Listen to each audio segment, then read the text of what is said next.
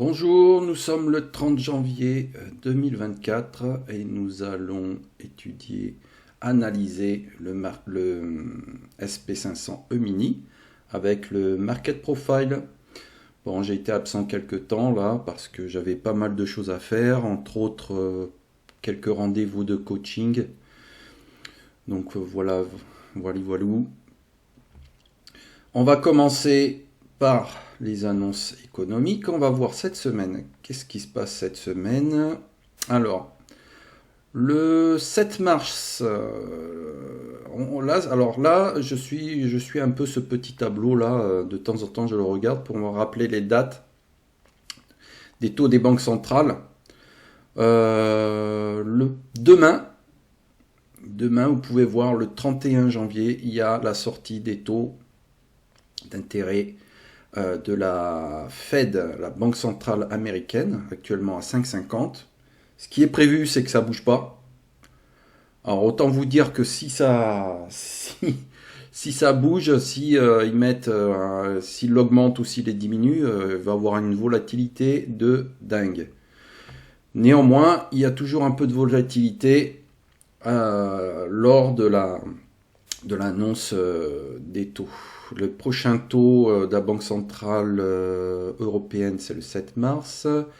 La Banque centrale anglaise, c'est le 1er février, tout de suite après la Banque centrale américaine. Voilà. Bon, après, en dessous, vous avez, pour ceux qui tradent les autres, le Forex, vous avez ici les dates qui correspondent au pays. Donc on revient en haut, on va voir cette semaine, on va poser un petit filtre voilà, pour voir le plus intéressant, là, ce qui apporte le plus de volatilité. Aujourd'hui, cet après-midi, donc on trade le SP500, donc moi je trade toute la journée. Donc, mais après, bon, même s'il y a des sorties d'annonces comme ça, ça impacte pas trop le marché. En revanche, lorsque vous avez 3 étoiles sur l'USD, là, il faut faire attention, hein, comme d'habitude. Aujourd'hui, donc à 16h, il y a des annonces intéressantes. Demain, mercredi, nous avons... Alors oui, demain, mercredi, donc là, la décision de la Fed sur les taux d'intérêt. Vous voyez que précédent 5,50, prévu 5,50. Voilà. Donc là, demain, il faut s'attendre à une journée de range en attendant de voir la sortie de cette annonce-là. Et le lendemain, le jeudi, voir comment le marché se comporte. On a pas mal d'annonces. L'inscription au chômage, discours de Lagarde, PMI. Ensuite, vendredi, création d'emplois dans le secteur non agricole. Ah oui, c'est le premier vendredi du mois. Alors là, ça, c'est une annonce aussi où il y a pas mal de volatilité. Voilà. Alors, ok, on revient à aujourd'hui. On enlève les petits filtres. Hop, on applique et on regarde ce qui se passe. Alors, ce matin, il y a eu pas mal d'annonces européennes. Vous pouvez constater. Les PIB, masse monétaire. C'était surtout une petite journée PIB. Midi 45, discours d'un membre de la BCE. Et ensuite, à partir de 14h, des annonces américaines. Bon, on commence par des petites annonces à 14h, 14h30, 14h55, 15h. Puis, à 16h, confiance des consommateurs. Rapport Jolts. Donc là, ça peut faire un peu peur aux investisseurs suivant la sortie de ces annonces-là au sujet. Donc surtout si ça peut influencer la Fed. Bon, voilà. Donc là, il y a attention à 16h, il peut y avoir un peu de volatilité. Voilà. Donc on revient sur notre market profile. Hier, le market profile nous a fait durant la séance américaine un gros bull run là. Voilà, à partir, il était quelle heure là? Je crois qu'il était 20h. Ouais, à partir de 20h, il nous a fait un sacré bull run là.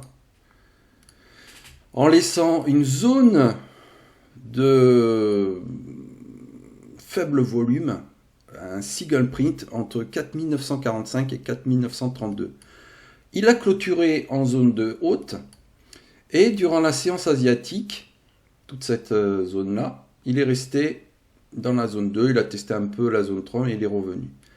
À l'ouverture d'européenne, sur le TPO-A, là j'ai pris un trade en fait parce que j'ai vu qu'il avait cassé l'ouverture, le range asiatique par le bas, donc je me suis placé, j'attendais qu'il vienne combler, tester donc le haut de la single print, ce qu'il a fait. Bon, il s'est arrêté un peu avant.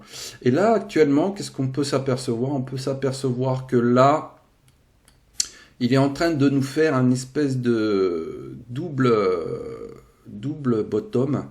On va attendre voir ce qu'il fait. Moi, j'attends qu'il casse là, le TPOE par le haut, voire même le TPOM. Et là, ça pourra me donner pas mal de confluence sur le fait qu'il soit haussier. Pour l'instant, j'attends. S'il réintègre en revanche là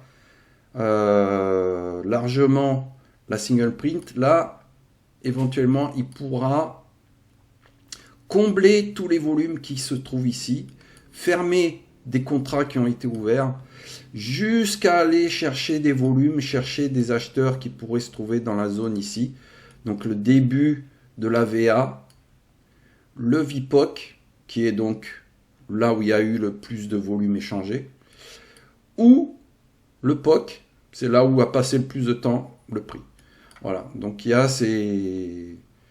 S'il réintègre ici la single, ce sera pour combler éventuellement tous les volumes. Attention, il y a un prix pivot là et il y a le début de la VVA.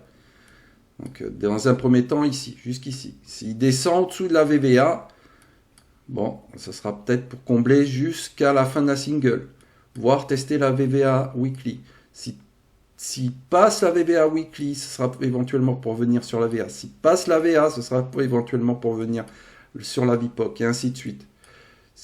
Attendez de voir ensuite s'il vient sur ces zones de référence, avoir une belle pattern de retournement. Ne prenez pas parce qu'il vient juste taper dessus. Voilà.